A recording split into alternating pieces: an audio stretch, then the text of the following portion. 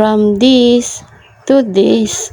O diba hindi na nga siya plain tingnan, mas gusto ko nga po iyan kisa nga yung dating nakalagay dyan. Hindi nga lang po estudyante yung may mga nagpapaprint sa akin dahil meron nga pong mga nagtatrabaho din. Madami nga rin po nagpaprint sa akin ngayong araw na ito. Kaya malaking bagay din talaga sa amin na nagdagdag nga po ako ng print dito sa aming munting tindahan. Sa mga nagtatanong kung ano nga po yung klaseng printer yung ginagamit ko, ito nga po ay Epson L3256. At dahil nung gabi nga po ay namili kami ito, ayusin ko naman nga po ito. Nagpabili na nga po ako kay Jowa itlog, bigas, pati na nga rin po harina at cornstarch. At dineliver nga po ito dito sa bahay namin.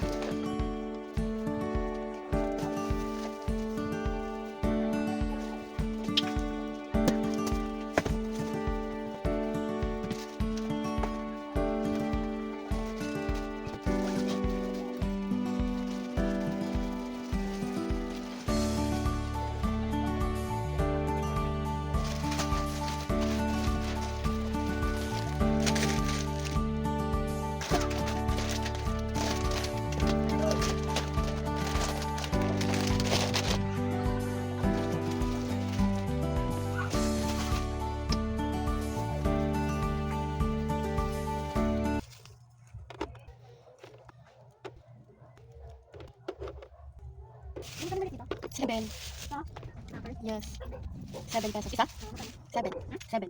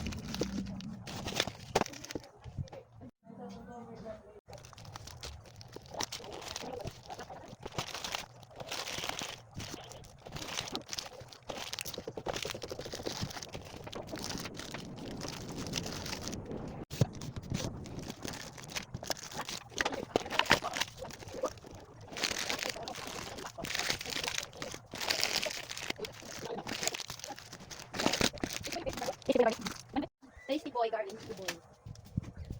Oh. Thank you.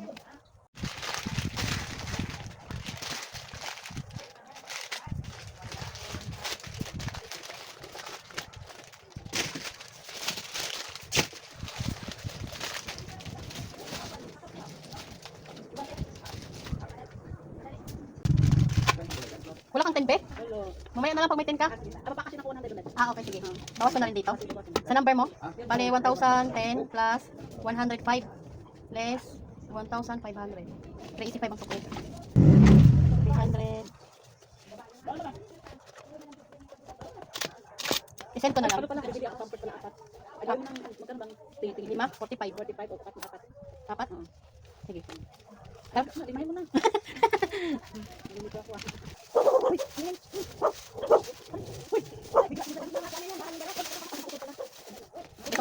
Thank you. Ano te? Hipon na nor? Hipon na nor.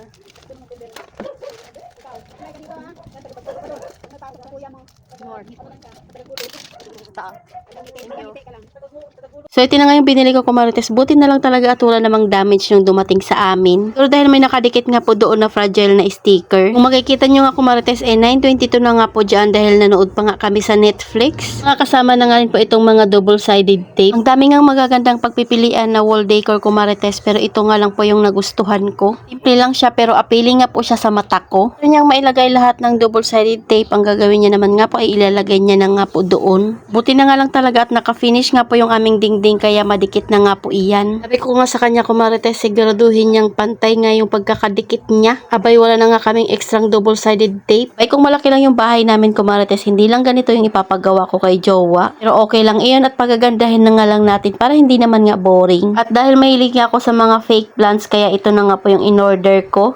Ang ganda nga rin po kasi tingnan nito dahil naka 3D nga po ito.